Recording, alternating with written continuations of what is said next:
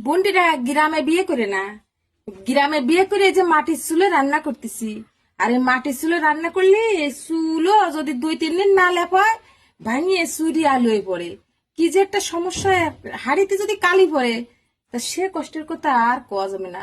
সেই সময় মনে হয় কেন যে গ্রামে বিয়ে করলাম। কিন্তু কথাই একটাই, লেখাপড়া না জানলে যা হয়। তাই আমি তোমাকে কই বন্ডিরা, যারা তোমরা এখনো বিয়ে করো নাই, পড়াশোনা করো। তারা কিন্তু মন দিয়ে পড়াশোনা করো, তা নাহলে আমার মতে যে মাটির চুলোয় রান্না করতে হবে আর এই মাটিতে চুলো লেপতে হবে। তাই বোনরা তোমাকে আমি কই, তোমরা এখনো ছোট আছো, যারা স্কুল কলেজে পড়ো তারা মন দিয়ে পড়াশোনা করো, তাহলে আমার মতো মাটির চুলোয় আর তোমাকে রান্না করা লাগবে না। আমি তোমাকে কিন্তু একটা ভালো কথা করছি, আমার কথাটা কিন্তু কাজে লাগবে। তাই তোমরা মন দিয়ে কিন্তু পড়াশোনা করো, ভালো রেজাল্ট করো, চাকরি বাকরি করো, চাকরি জামাইরে বিয়ে করো, সুখে শান্তিতে বাস করতে হবে, ঠিক আছে?